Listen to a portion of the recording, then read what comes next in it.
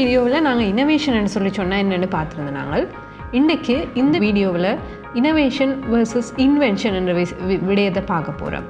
அதாவது புத்தாக்கமும் கண்டுபிடிப்பும் உண்டா என்ற விடயத்தை இந்த வீடியோவில் நாங்கள் பார்க்க போகிறோம். பல நேரங்களில் நாங்கள் இந்த புத்தாக்கம் கண்டுபிடிப்பு என்ற வார்த்தைகளை மாற்றி மாற்றி நாங்கள் பாவிக்கிறோம் நாங்கள்.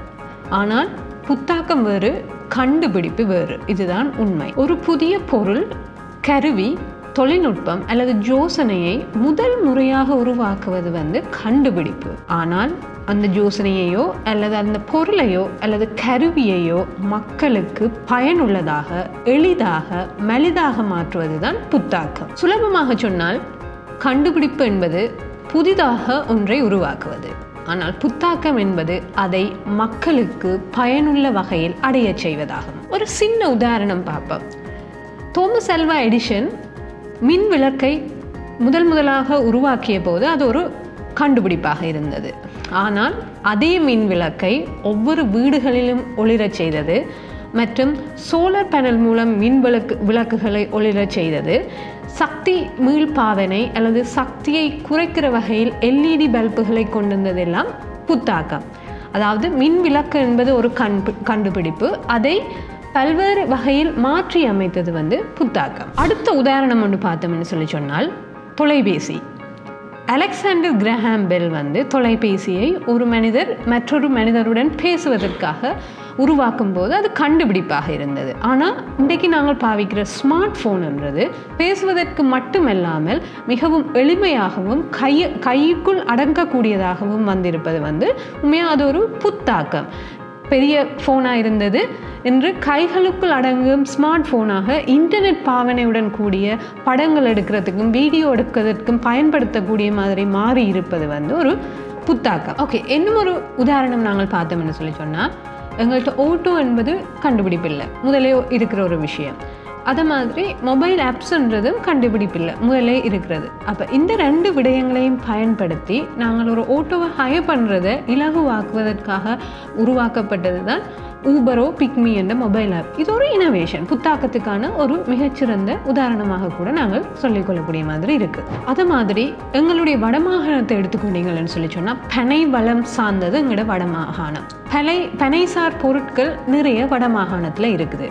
உள்ளூருக்கே இந்த பனைசார் பொருட்களை நாங்கள் விற்று கொண்டிருக்காமல் அந்த பனைசார் பொருட்களை விற்பதற்காக ஒரு வெப் அப்ளிகேஷன் ஒன்று நாங்கள் உருவாக்கி அந்த பனைசார் பொருட்களை வெளிநாடுகளில் விற்போமாக இருந்தால் அதுவும் ஒரு சிம்பிளான ஒரு புத்தாக்கமாக இருக்கும். அது மாதிரி எங்களோட ஊர்களில் விவசாயம் என்பது 1000 ஆண்டு காலமாக நடைபெற்று வரும் ஒரு விஷயம். அது மாதிரி நீர்ப்பாசனம் என்பதும் புதிதான ஒரு விஷயம் இல்லை.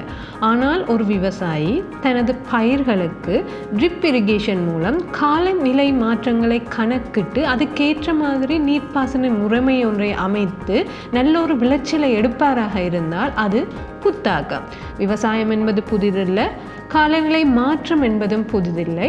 ஆனால் புத்திசாலித்தனமாக அந்த காலநிலை மாற்றத்திற்கேற்றால் போல் நீர்ப்பாசன வடிகாலமைப்பு திட்டம் ஒன்றை தனது விவசாயத்திற்கு பாவிக்கும் போது அது புத்தாக்கமாக மாறுகிறது. ஆகவே இந்த புத்தாக்கம் என்றது மிக முக்கியமான ஒரு விஷயம். நாங்கள் புத்தாக்கம் புத்திசாலித்தனமாக ஒரு விடயத்தை, ஒரு பொருளை, ஒரு கருவியை அல்லது ஒரு யோசனையை உருவாக்குவதற்கு நாங்கள் ஒரு புதிய கண்டுபிடிப்பை உருவாக்கணும் என்ற அவசியம் இல்லை.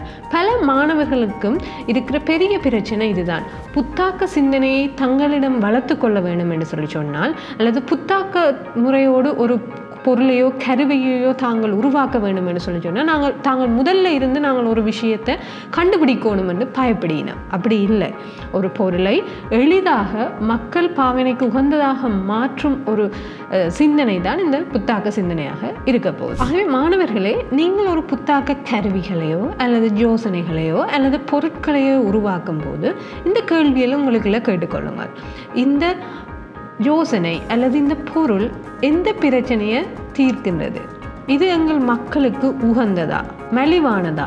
எனது வீட்டிலேயோ பாடசாலைகளிலேயோ என்னை சுற்றி இருக்கிற கிராமத்திலேயோ நான் இந்த பொருளையோ யோசனையோ மக்கள் உபயோகிக்கக்கூடிய மாதிரி மாற்றக்கூடிய மாதிரி இருக்குமான்னு யோசிங்க.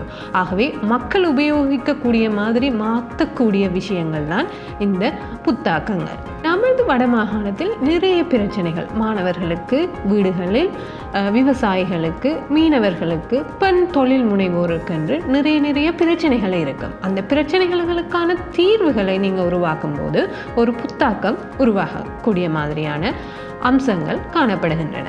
ஆகவே இன்றிலிருந்து நாம் புதிதாக யோசிப்போம், புதிய மாற்றங்களை உருவாக்குவோம், புத்தாக்கம் புரிவோம். இந்த புத்தாக்கம் புரிவோம் என்ற தொடரில் அடுத்ததாக நமது உள்ளூர் பிரச்சனைகள் எப்படி ஒரு புத்தாக்க வாய்ப்புகளாக மாறுகிறது என்பதை நாங்கள் அலசி ஆராய்வோம். நன்றி.